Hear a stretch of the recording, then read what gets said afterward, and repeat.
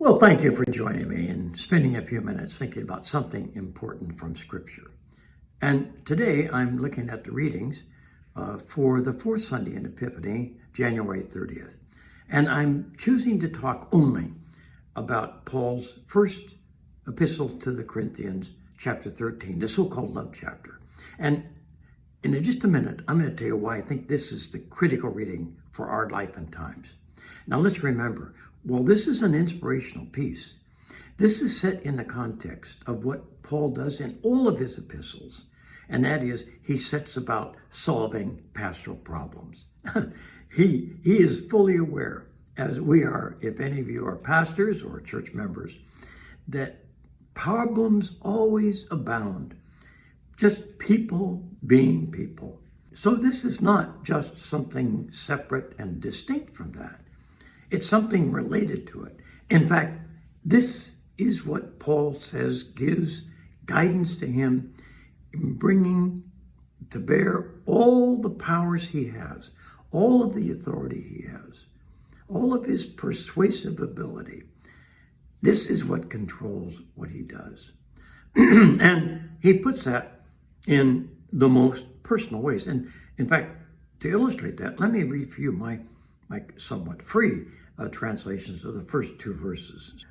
Were I with gifted voice, even angelic sounds to give tongue to speech, yet fashioned that speech without a heart and mind of love, then, oh, my voice becomes a hammered sheet of copper, a cacophony of clashing cymbals. And bear with me, if you will, in further fantasy. Suppose I were to have supreme prophetic powers, and suppose I had been gifted with the sum total of all human knowledge, so as to understand all mysteries, and had opened the vault of intelligence. And what if I were to possess absolute unfailing faith, even to be able, as Jesus taught, to command the mountains to be moved? Suppose all these things were at my fingertips. Even then, did I not live by love, nothing I could conceive, think, say, or do would be of use. Well, that's an impassioned speech.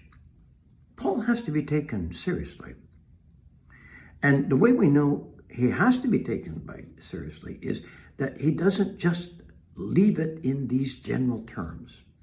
And here I want to invoke Paul's past as a trained rabbinic scholar. Some of you have had some training in Jewish literature, and you may even have heard about or used the Mishnah, where cases of the law are argued, like, the law of the forgotten sheaf, where the poor are allowed to have that sheaf for their own sustenance. And then the case becomes argued. Well, what if it's two? And what if the wind blew one over? Is it still belong to the poor? Can we go back and claim it for the threshing floor, etc.? Paul does that by arguing what this thing called agape is and is not. And in doing so, we see all of his elegance. We see automatopoeia. We see words used only by Paul anywhere. We use words that have a sound that are meant to set up a kind of an echo in one place. In, I think it's verse 4, he uses a very interesting combined word that has as its base element Christe, and sounds very much like Christ. In other words, to be kind or to act kindly is like to act like Christ. And he doesn't say that. It's the play on words that are magnificent. But then he goes on to do things describing how I myself, says Paul, can adjudicate whether or not I am actually thinking and acting in love or not. And if you, in fact, and some of these are internal, some are external. I mean, in one case, he says, love is just not, it's not argumentative. It doesn't work that way. Another place, he says, it's patient. It doesn't hurry things.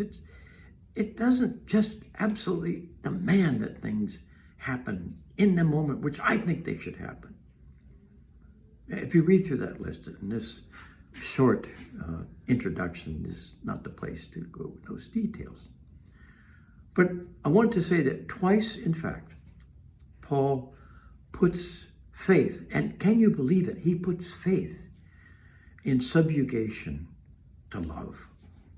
That's astounding, because the somewhat dumbed down version of Paul is that all he knows about is salvation by faith. Here he puts faith into a context.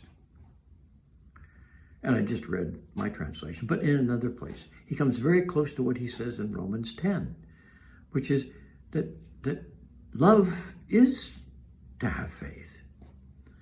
And here he is quite explicitly saying, because to love one's neighbor.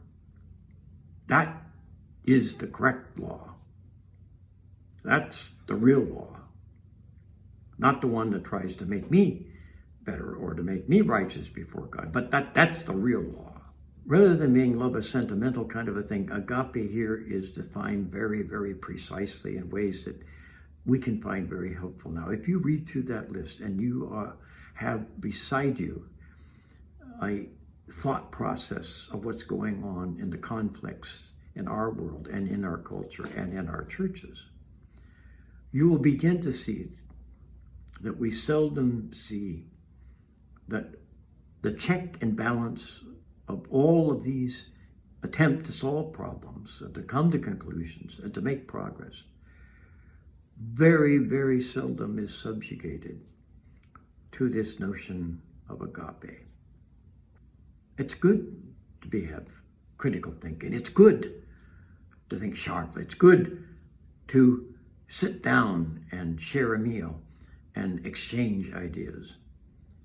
And yet, if all of that is not from the fountain of concern and care for the one next to me, physically or virtually or in the newspaper or on the TV, then, says Paul, it doesn't go anywhere.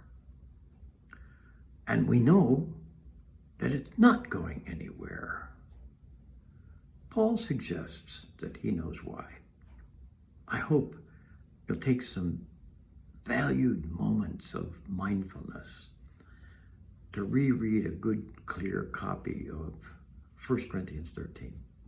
Allow yourself with Paul, who's in the midst of conflict, same kinds of conflicts we are having, and think through whether or not we're taking seriously the reality that nothing happens good without agape being at the heart and soul of every impetus and every action and every word.